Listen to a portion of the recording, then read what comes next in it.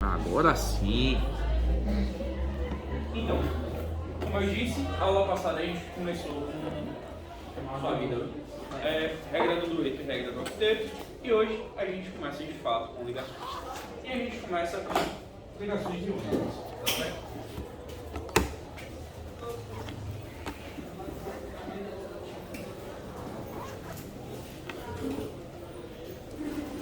E o que são ligações iônicas? Como o nome já está dizendo, ligações iônicas são ligações que vão acontecer entre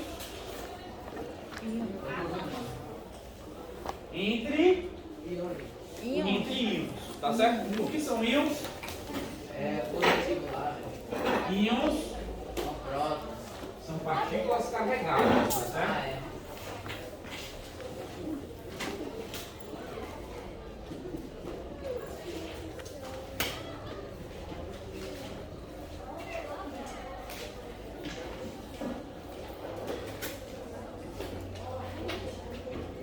Temos íons positivos, que são os cátions, que tem carga positiva, né?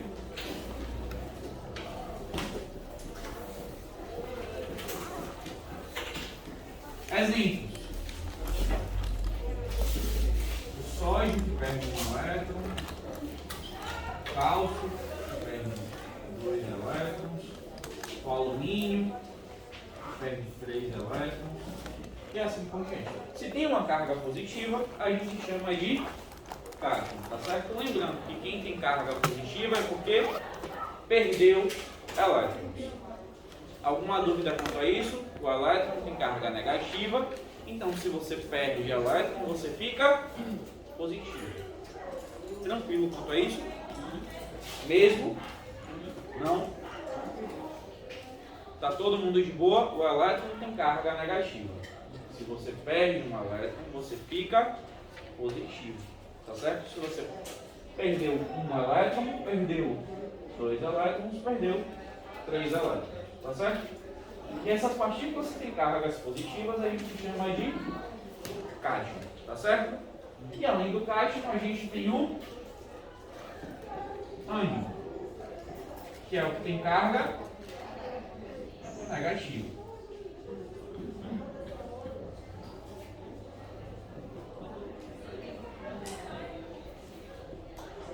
Exemplos: a gente vai ter fluoreto, oxigênio soma carga vezes de vez em quando, oxigênio 2 menos. 3 menos acho que não vai ter ninguém. Fluoreto, brometo, e por aí vai. Tá certo? Se tem carga negativa, é um ânion. Tá certo? Ânions, se tem carga negativa, é porque eles ganharam elétron. Da mesma forma que se você perde elétron, você fica positivo. Se você ganha elétron, você fica negativo. Beleza? Ganharam um elétron, ganhou 2 elétrons. Tá certo? Coisas que têm cargas opostas fazem o quê? Compartilham? Não, se as cargas são opostas, essas coisas elas se atraem, se juntam, certo? Coisas que têm cargas opostas se atraem. E o nome dessa atração é atração eletrostática, tá certo?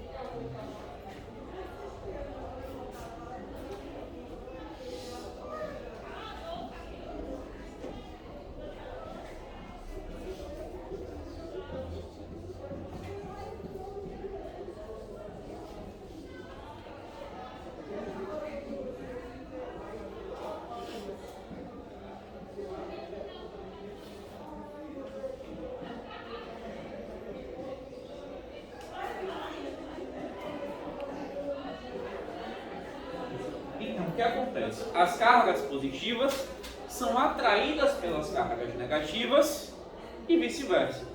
E elas se juntam, tá certo? Mas elas se juntam de uma maneira a neutralizar as suas cargas, tá certo?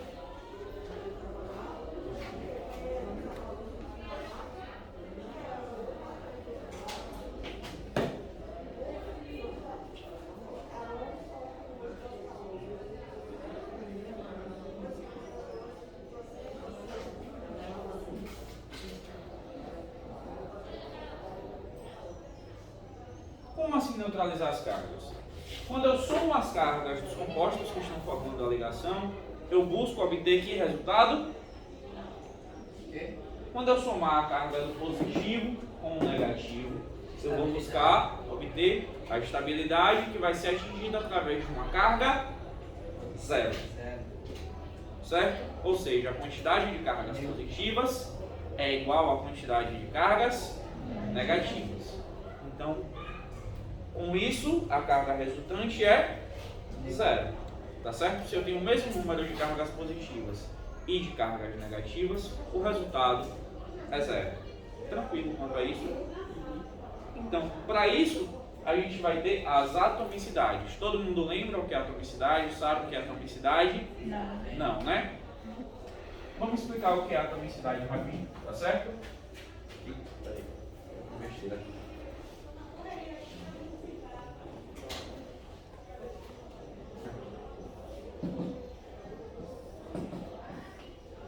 Atomicidade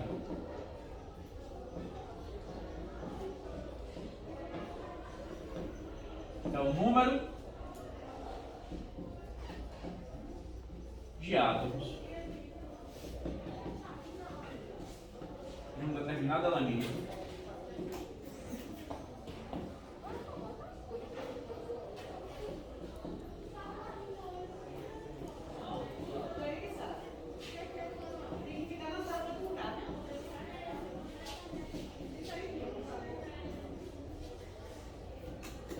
em uma espécie, tá certo?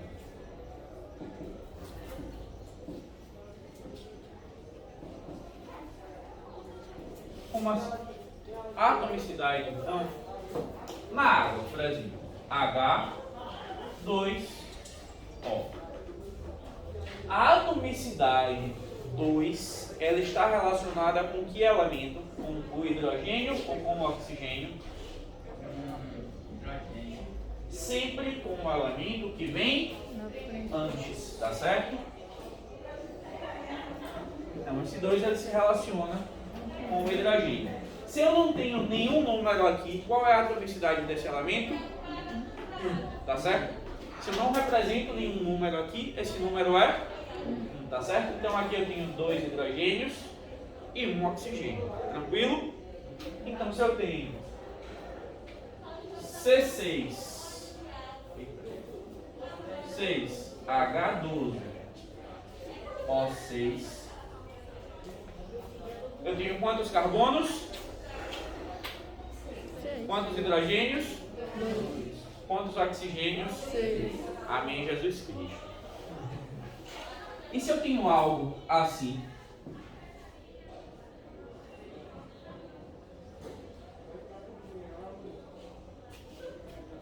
Esse 3 ele está relacionado com quem? Com o OH. Ele está relacionado com todo mundo que está dentro do parêntese, tá certo? Sim. De boa? O parêntese aqui funciona que nem ele funciona na matemática. Tá certo? Deixa eu só sair do ângulo da coluna aqui rapidinho. Né? Voltei. Tranquilo até aqui? Pronto, vamos lá. Então, gente, como é que a gente vai fazer para neutralizar essas cargas? Vamos assumir que eu quero formar um composto iônico.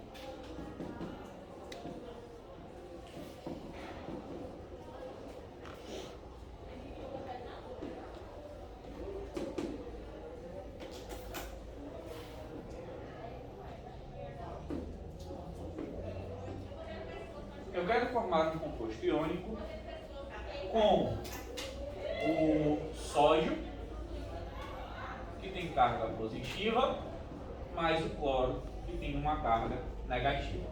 Qual seria o composto resultante? 0.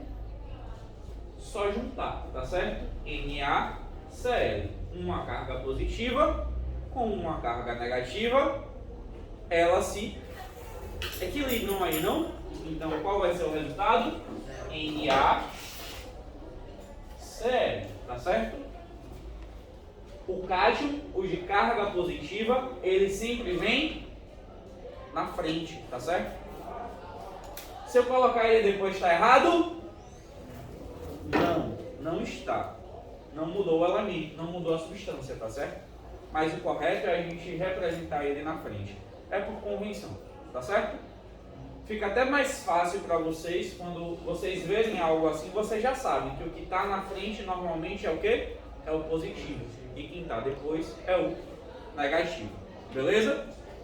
Mas e se eu tiver algo como cálcio, 2 mais o mesmo Cl-, eu tenho quantas cargas positivas? Pensa rapidinho. Olha, gente, na hora do lanche, por favor, bom dia. Por favor, aguarde ser chamado na sala, porque ontem, aqui mesmo nessa sala, a guerra saiu, está todo mundo assim atrás, para não ter aglomeração. Então, vocês aguardem ser chamados, tem merenda para todo mundo. Ah, tá. Minha turma. Bora. Então, Ca2 mais Cl-. Eu tenho quantas cargas positivas? 2. Tenho quantas cargas negativas? Então eu preciso de quantos cloros para cada cálcio? Se eu tenho 2 cargas positivas, eu preciso de 2 cargas negativas. Então eu vou precisar de 2 cloros, não vou? Porque cada cloro ele só tem uma carga negativa. Tá certo? Então eu vou formar o que? O CaCl2. Tá certo? Não foi, né? Não tá certo. Vamos lá. O cálcio não tem 2 cargas positivas. Para que a carga resultante seja 0, eu preciso de 2 cargas negativas também, não preciso? Tá tranquilo quanto a isso? Você entende que se eu tenho 2 positivas, eu preciso de 2 negativas. Mas o cloro ele tem quantas cargas negativas? Uma só. Se eu não represento nenhum número aqui, é porque é uma só, correto? Então, como eu só tenho uma carga negativa nesse cloro, eu vou precisar de 2 cloros. Porque 2 cloros juntos vão ter 2 cargas negativas, não vão? Se cada cloro tem uma carga negativa, 2 cloros têm 2 cargas negativas. Tá certo? Por isso que eu vou precisar de 2 cloros. Só por questões de coerência, tá certo? Esse 2 aqui na frente significa que eu estou usando 2 cloros. Calma, isso é para o final do ano. Isso é balanceamento, tá certo? Sim. É porque você veio escola particular, não veio não? Não. Não? Não lembro da sua cara. E se eu tiver o alumínio, que tem carga 3+, se ligando com o oxigênio, que tem carga 2-. E agora? Agora ficou um pouco mais complicado, não ficou? Eu vou precisar de quantos de cada um? Eu vou juntar agora alumínio, que tem carga 3+, com oxigênio, que tem carga 2-. Vai fazer tipo aquele negócio, aquela regra de matemática, mais que mais menos, esse negócio todo? Não chega a ser isso tudo não. É mais simples. Eu só tenho que multiplicar os dois de uma maneira que quando eu somo o resultado dê 0. Tem um bom e velho, o macete hoje em dia ele tem uma conotação diferente do que ele tinha no meu tempo. O macete hoje significa outra coisa, mas... Estou mentindo? Não é? Então, mas esse macete aqui, que é um macete de boa, é um macete tranquilo, é um macete seguro para um ambiente escolar, ele funciona da seguinte forma. A carga de um vai passar com uma atomicidade do outro. Como assim? Qual é a carga do oxigênio? Só o número, tá certo? Sem o sinal. Qual é a carga do oxigênio? 2. Qual é a carga do alumínio?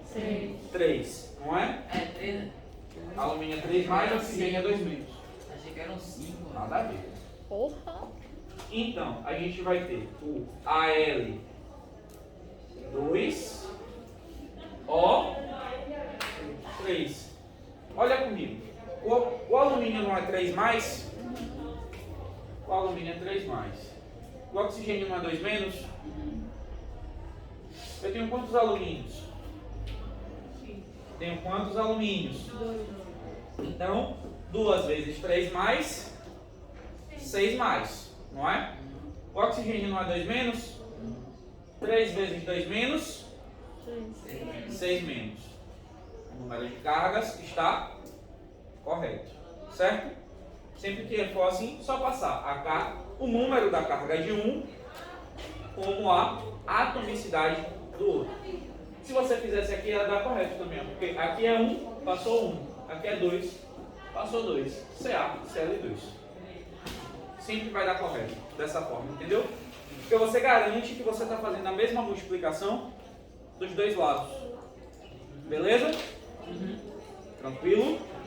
Agora, e se eu não te der a carga dos metais, como é que você vai fazer para descobrir a carga desses metais, por usar metais? A gente vai descobrir pela família dos elementos. A família 1A, ou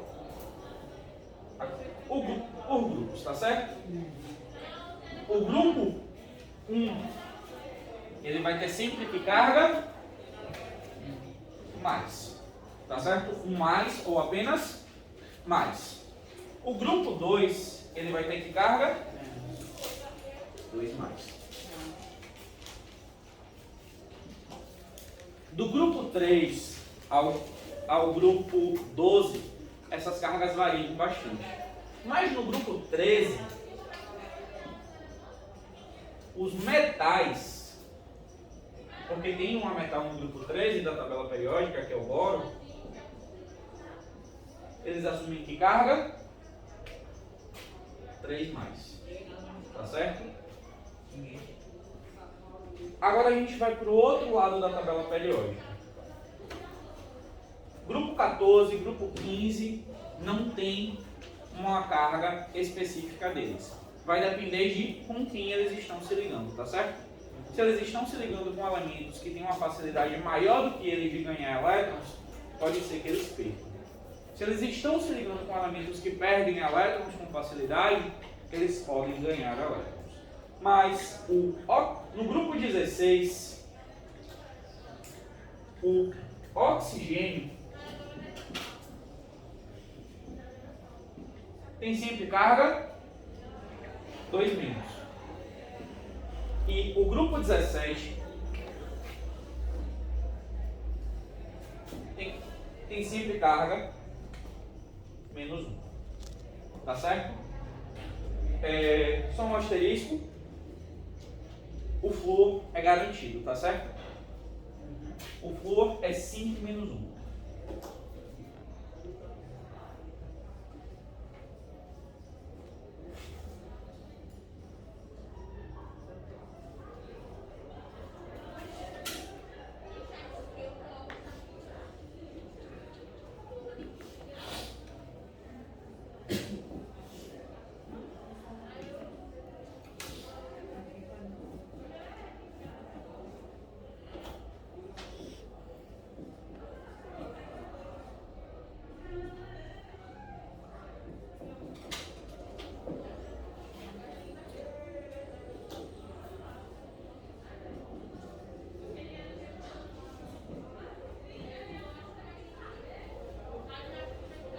O flúor sempre vai ser menos 1 quando ligado a outro elemento, porque o flúor ele é o elemento mais eletronegativo da tabela periódica.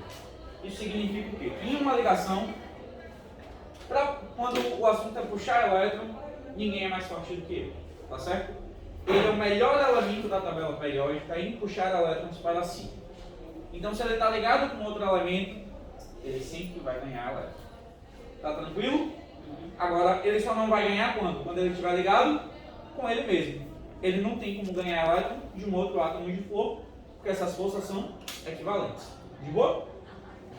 Tranquilo? Beleza. Já os outros elementos do grupo 17 normalmente assumem essa carga menos 1, exceto quando estão ligados com oxigênio. Tá certo? Porque o oxigênio também é muito eletronegativo. Depois do flúor, é ele. Então, os outros elementos do grupo 17 só não vão assumir essa carga menos 1 se estiverem ligados com o oxigênio, tá certo? Mas, e essa ligação iônica? Quais as características dela? Vou apagar aqui, viu, gente? Apagar esse lado. Eu gostei desse formato, velho.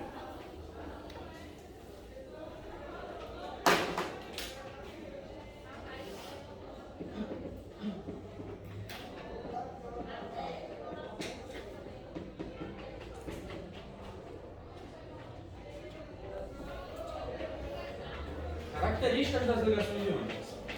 Ela é uma ligação que ela é muito forte.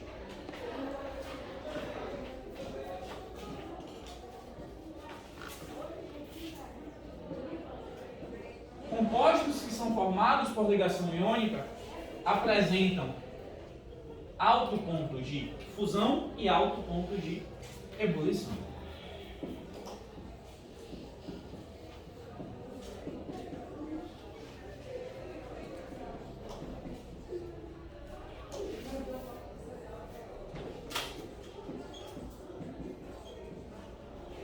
O que é ponto de fusão?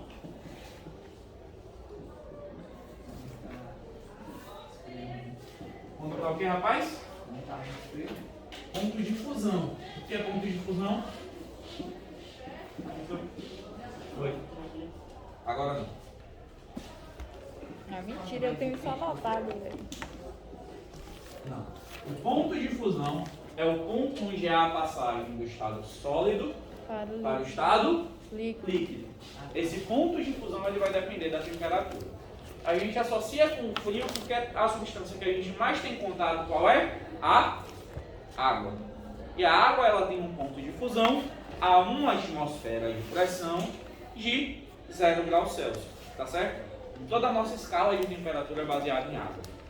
Então a água a 0 graus Celsius ela passa do estado sólido para o estado líquido. Ou do líquido para o sólido, a depender de que direção você está vindo. Tranquilo? Algum problema quanto a isso? Algumas outras substâncias, elas apresentam pontos de fusão e ebulição diferentes. O etanol, por exemplo, o álcool etílico, ele apresenta um ponto de fusão que, se eu não me engano, é na casa de menos 50 graus Celsius. Ou seja, em temperaturas muito baixas, ele já está no estado líquido.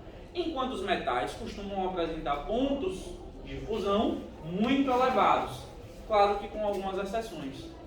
Certo? O mercúrio, por exemplo, ele é líquido à temperatura ambiente. O galho, por exemplo, se você colocar ele na sua mão, ele derrete.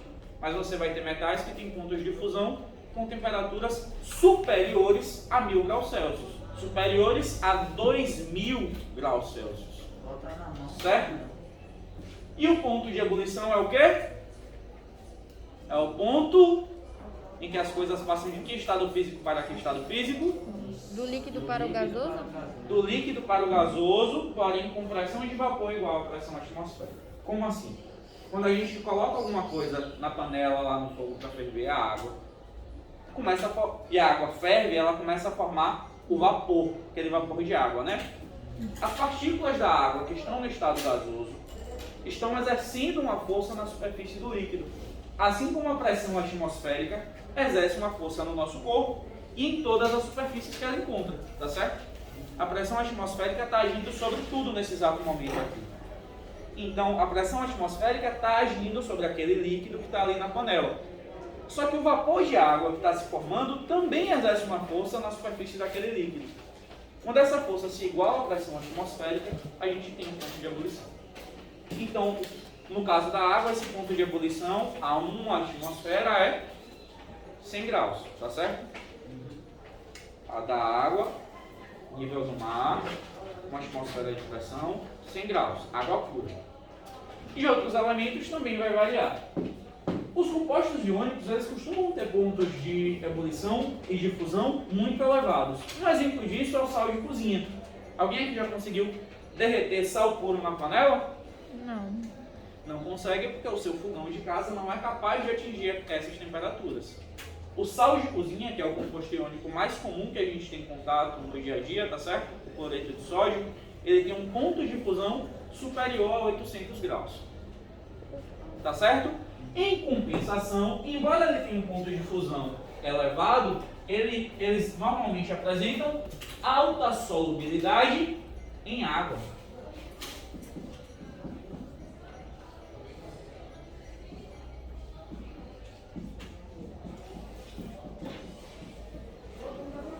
O sal de cozinha você não consegue derreter ele sozinho no fogo, mas se você botar ele num copo com água, ele se dissolve, não é? Normalmente eles apresentam alta solubilidade em água. Sempre não. Alguns compostos iônicos são insolúveis em água, mas muitos são solúveis, tá certo? E devido à formação deles ser a partir de íons, eles conduzem corrente elétrica tanto no estado líquido quanto em solução.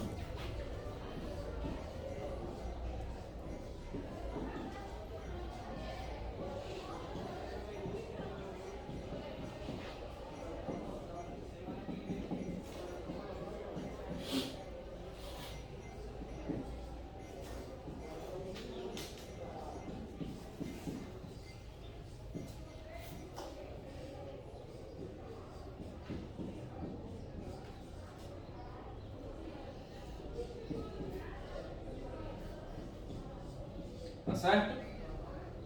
Tranquilo? Dá o stop aí, Maíra, por favor.